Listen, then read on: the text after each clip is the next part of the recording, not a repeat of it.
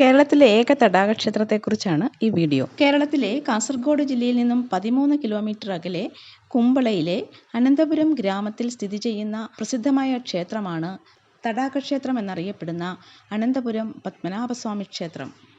മനോഹരമായ ഒരു തടാകത്തിൻ്റെ മധ്യത്തിൽ സവിശേഷമായ വാസ്തുവിദ്യയിൽ നിർമ്മിച്ചതാണ് ഈ ക്ഷേത്രം. കേരളത്തിലെ ഏക തടാകക്ഷേത്രമായ അനന്തപുരം പത്മനാഭസ്വാമി ക്ഷേത്രത്തിലെ പ്രധാന മൂർത്തി അനന്തശയന ഭാവത്തിലുള്ള മഹാവിഷ്ണുവാണ്.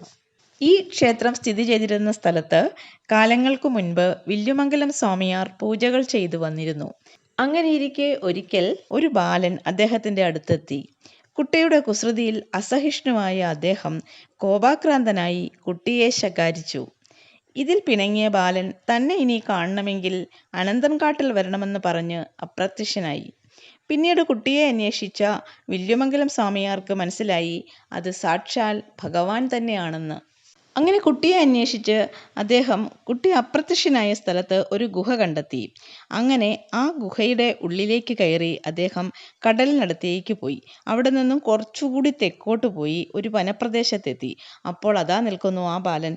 പെട്ടെന്ന് ആ ബാലൻ ഒരു വെണ്ണമരത്തിൽ കയറി അപ്രത്യക്ഷനായി. പെട്ടെന്ന് ആ വൃക്ഷം നിലം പതിക്കുകയും അനന്തന്റെ മുകളിൽ കിടക്കുന്ന മഹാവിഷ്ണുവിന്റെ രൂപം കൈക്കൊള്ളുകയും ചെയ്തു. ഇവിടുത്തെ പ്രധാന മൂർത്തിയായ മഹാവിഷ്ണുവിന്റെ ഇരുഭാഗത്തും ഭൂദേവിയും സമൃദ്ധിയുടെ ദേവതയായ ശ്രീദേവിയും ആസനസ്ഥരാണ്.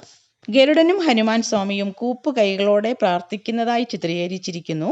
പരിചാരകരായ ജയനും വിജയനും പ്രവേശന കവാടത്തിൽ കാവൽ നിൽക്കുന്നു. ഗോശാല കൃഷ്ണൻ, മഹിഷാസുരമർദിനി, ഉല്ലാകുലു, മഹാഗണപതി തുടങ്ങിയവർ ഇവിടുത്തെ ഉപദേവതമാരാണ്.